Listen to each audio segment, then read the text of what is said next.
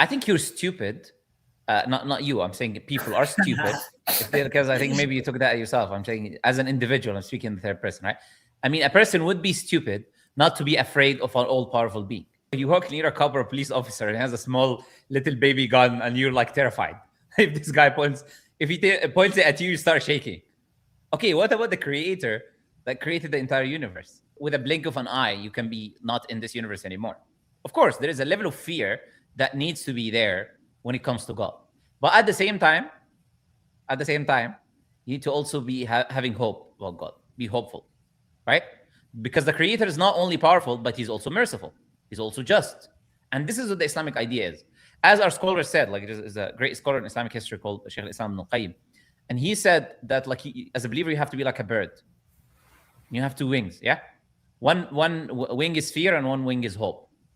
Now, if you take one wing, can you fly? Can a bird fly with a wing? No. Can you fly with no other wing? No, you need both of them, right?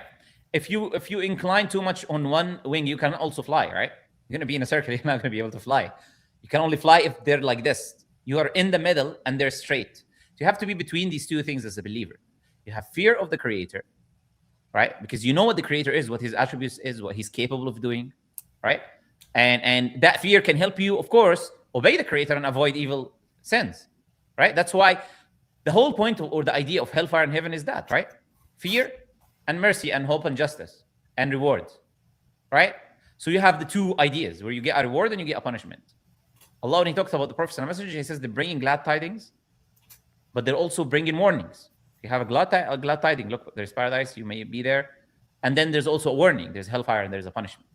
It has to be both of them, right? These two things have to be present. So yeah, fear must be present. 100% must be present. I mean, I don't think there's any Muslim who doesn't fear God. Of course, you have to fear God. I mean, that's the whole point of the idea of saying I only fear God. You know, I'm sure you heard that term so many times, right? Oh, I fear no one. I fear God alone, right? People say this because people need to fear God. Like, well, who doesn't fear God? If you don't fear something, then you disrespect it. Then it doesn't matter what that thing says, right? Like if I don't fear the authorities, if criminals don't fear authorities, will they obey the law? No, like they will walk all over the police officers, all over the law because they don't fear the law. So a level of fear is necessary for human psychology. You have this reward and punishment, carrot and a stick, whatever term you want to use, right? All of these things have been existing since the beginning of human history for that reason, right? Yeah, so definitely we must fear Allah.